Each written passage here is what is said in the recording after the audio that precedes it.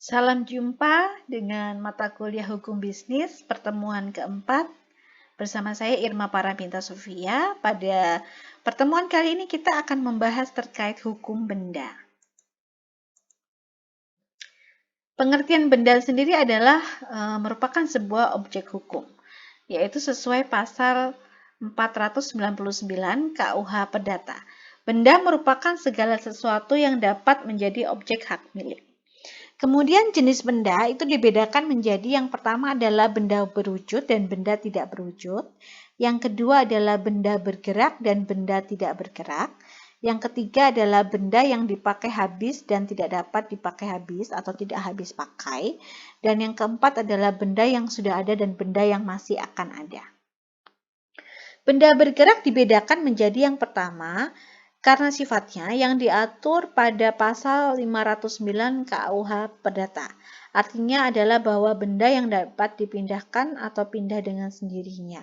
Misalkan adalah meja, kursi, mobil, dan lain-lain. Kemudian yang kedua adalah benda bergerak karena undang-undang. Artinya adalah hak atas benda yang bergerak. Contoh, hal memungut hasil atas benda bergerak, hak pemakaian, dan lain-lain. Benda tidak bergerak dibedakan menjadi tiga. Yang pertama adalah benda tak bergerak karena sifatnya, yaitu tanah, contoh ya. Kemudian yang kedua adalah benda tidak bergerak karena tujuannya. Contohnya adalah mesin yang dipakai oleh pabrik. Kemudian yang ketiga adalah benda tidak bergerak menurut undang-undang. Maksudnya berwujud hak-hak atas benda yang tidak bergerak. Contoh benda tak bergerak menurut undang-undang di sini adalah hak memakai benda tak bergerak, hipotek, hak kebendaan. Ya, hak kebendaan itu adalah hak mutlak atas suatu benda, di mana hak itu memberikan kekuasaan langsung atas suatu benda dan dapat dipertahankan terhadap siapapun juga.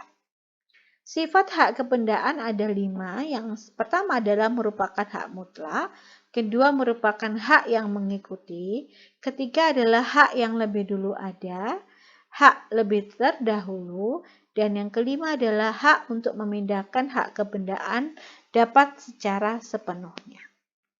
Asas hukum benda ada 6. Yang pertama merupakan hukum pemaksa, yang kedua dapat dipindahkan, yang ketiga adalah asas individuality, yaitu barang yang dapat ditentukan.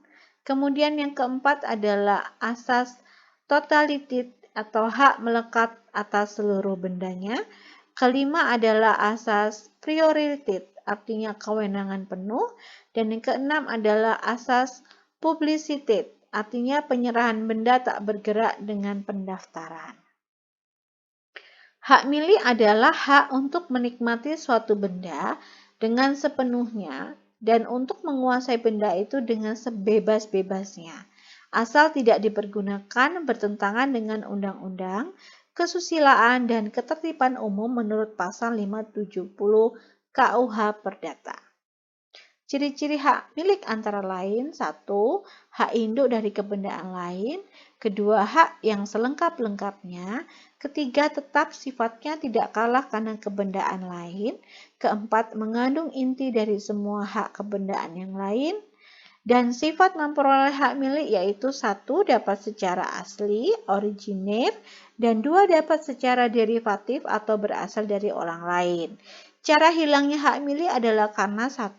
Pindah kepada orang lain, kedua hapusnya benda, ketiga pemilik melepaskan haknya.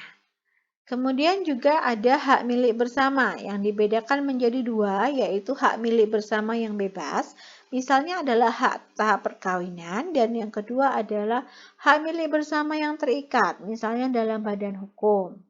Hak gadai adalah suatu hak yang diperoleh kreditur atas suatu barang bergerak yang diberikan oleh debitur atau orang lain atas namanya untuk menjamin suatu hutang dan yang memberikan kewenangan kepada kreditur untuk mendapatkan pelunasan terlebih dahulu menurut pasal 1150 KUH Perdata. Hak gadai mempunyai beberapa sifat antara lain 1. Hak gadai bersifat tambahan dari perjanjian pokok, dan kedua hak gadai bersifat memberi jaminan. Hak gadai tidak termasuk hak memakai, hak menikmati, atau memungut hasil barang. Syarat mengadakan hak gadai untuk benda berwujud dan hak piutang atas bawah yaitu 1. Ada perjanjiannya baik tertulis maupun lisan. 2. Barang yang digadaikan harus lepas atau di luar kekuasaan pemberi gadai. Kemudian terkait dengan hak pemegang hak gadai. Apabila debitur wan prestasi, pemegang gadai dapat menjual benda gadai dengan cara di muka umum dan syarat yang lazim. Kemudian dari hasil penjualan itu dapat diambil sebagian untuk melunasi hutang debitur dan sisanya dikembalikan kepada debitur. Kemudian yang kedua adalah pemegang gadai berhak atas biaya pemeliharaan. Dan yang ketiga, hak untuk menahan barang apabila ada beberapa piutang atas barang tersebut. Kewajiban pemenang gadai yang pertama bertanggung jawab atas hilangnya barang dan yang kedua tidak boleh menyalahgunakan barang gadai. Gadai dapat terhapus jika 1.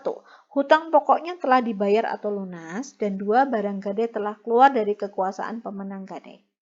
Demikian untuk pertemuan yang ketiga. Terima kasih. Sampai bertemu pada sesi selanjutnya.